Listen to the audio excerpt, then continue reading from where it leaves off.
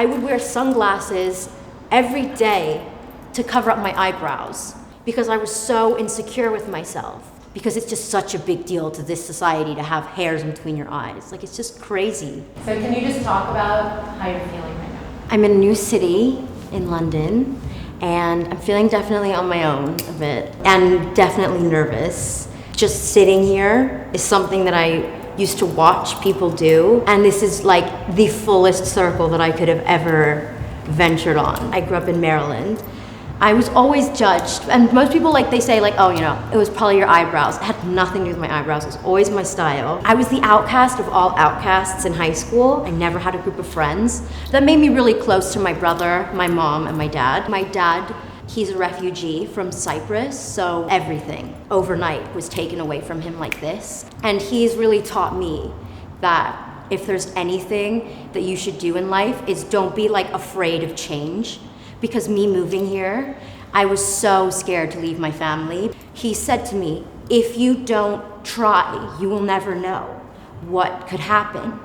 So you know what, if I try and I fail and I crash miserably, I just have to pick myself back up. But if I don't try and I stay in my little box, I'm gonna be stuck in my box. And I can't look the way I am. I can't talk the way I do. I can't think the way I do and stay in a box. Can you take off your vest? Oh my God.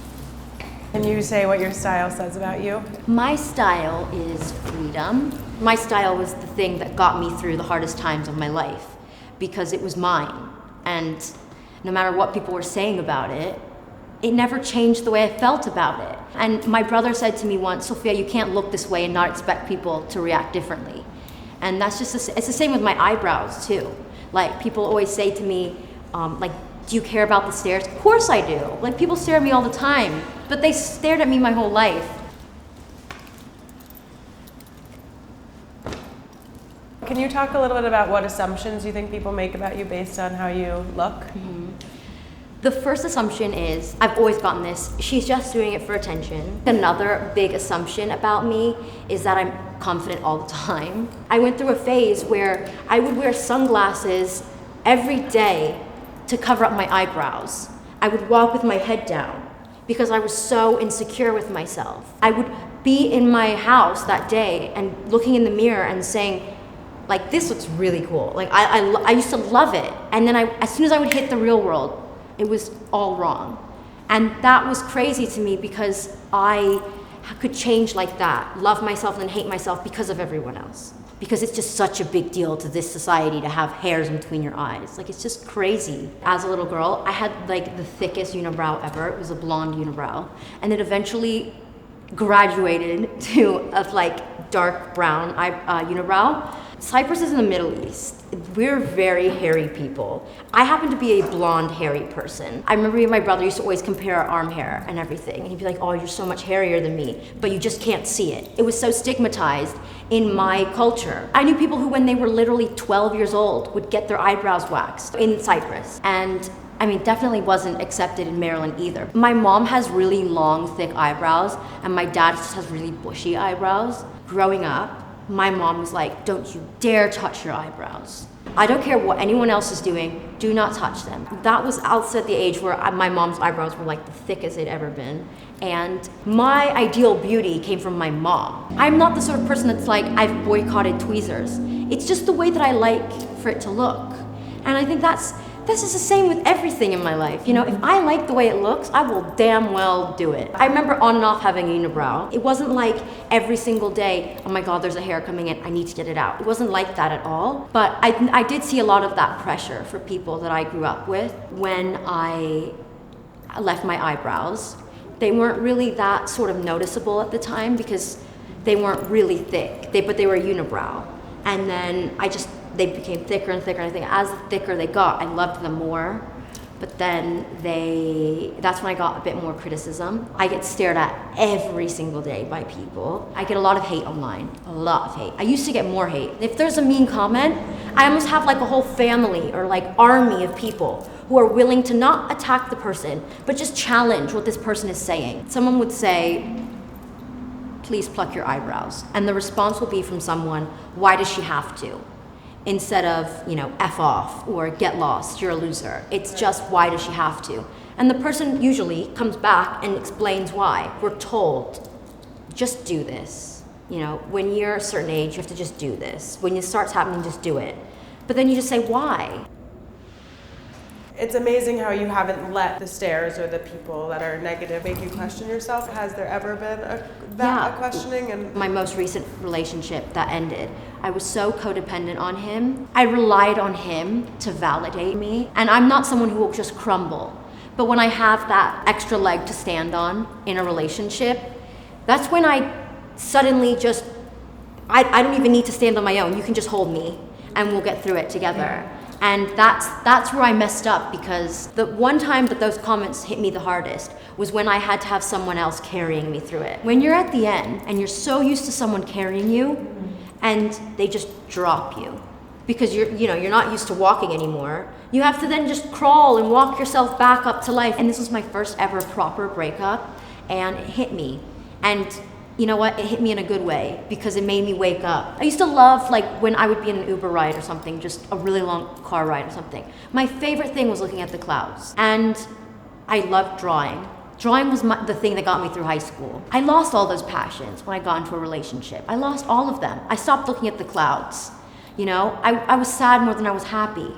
And I was worried more on someone else's well-being than my own. I lost so much of myself, and I'm still in the process of figuring myself out. Because I honestly don't remember who I was a year ago. But I do remember loving her. I'm not 100% there yet, but I have confidence I will be. Bracelets or rings, you decide.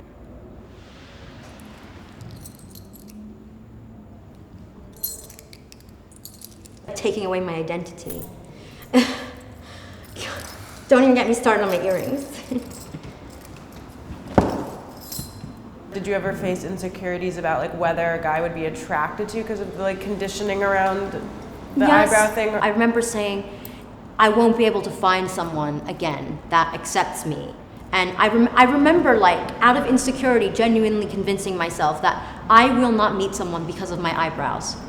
And that is just the craziest thing that I think I could ever say. I've questioned if I want to still look like this, for sure. Would it make my life easier? But hell no, it would not make my life any easier. My therapist always says to me, when it comes to relationships, you should treat it like sand.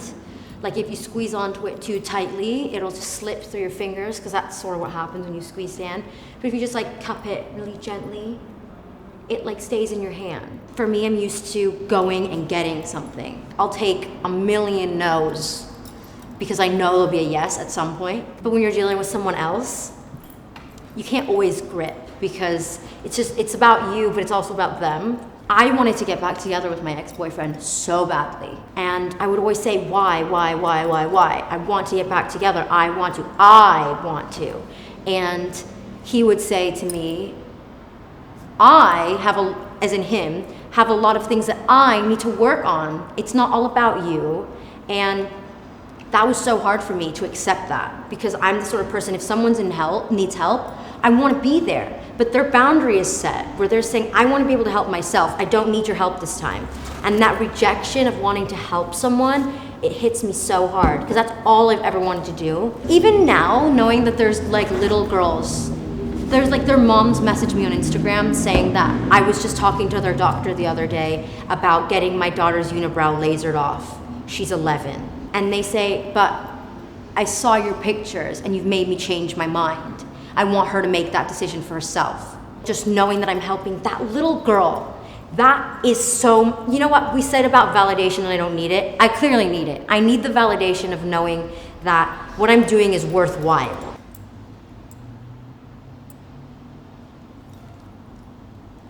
How has the industry responded to you? Honestly, I think now the industry is taking a bit of a turn where they think it's trendy to include different people. It shouldn't be trendy. Including people who are different shouldn't be a thing because people are telling you to do it. You should be doing it because you like the person and they represent something, and they represent someone who's marginalized or someone who's not represented. It shouldn't be because if we don't include this person in our campaign, we'll get backlash. And I thought entering into this industry, a lot of the brands that I I've worked with, they would be more inclined to do it because they want to. And I've experienced that a lot of them, they do it because they feel like they have to. What should we do? Which one? Whichever you want. Have you ever questioned like other parts of your body when it comes to hair? I'm always put in a box where people say, how are you letting your eyebrows grow and not anything else? You know what? I'm not the sort of person that's like, I need to shave my legs every single day and my armpits and my bikini area. That's not me. But it's just a personal preference. Like, then other times, I'm like, you know what? I haven't shaved my armpits in a whole month. And you know what? I don't really care. But if I want to, like I will. Feeling pressure to let my armpits grow and my legs and my bikini area and everything else grow, it's like, even then, the beauty acceptance industry is then trying to make me conform. So like, I have one industry trying to tell me to get rid of all of it, and I have another industry trying to tell me to leave all of it. It's like I can't win. So you know what? I'm gonna feel super confident and happy right where I am because it's my body. And if anyone should understand that, it's the people who are, on my team. Why in your body, in your journey, in your skin, why is it a good place to be? I'm 23, and I feel like I have a lot of things that I have yet to experience in my life. And I feel like I won't be able to do that in any other body, as any other person other than myself. And I have a lot to learn about, so I feel like I owe it to my body and myself to see myself through. That was very beautiful. Thank you so much. Thank you. How do you feel now? How do you feel now? I feel great. I was so nervous to do this, but now I'm like, I can literally do anything now. Gosh, this is so cool. Yeah. I'm Lily. And I'm Elisa. And we're the mother-daughter co-founders of StyleLikeU. Thank you for tuning in to this week's episode of the What's Underneath project, brought to you by Lunette. Lunette is a menstrual cup company that's been around since 2005, busting the shame around periods. You can wear a Lunette menstrual cup for up to 12 hours at a time, and it's a completely reusable, zero-waste option for your period care. Similar to StyleLikeU, Lunette believes in radical honesty as a path towards releasing shame around everything that holds us back, including our periods. We are incredibly grateful to Lunette for supporting us in bringing this new season of What's Underneath to life. If you agree that facades separate us and being radically honest brings us together, help spread the movement for self-acceptance by sharing this episode and subscribing to our YouTube channel. And don't forget to click the bell so you're aware of every time we drop a new episode.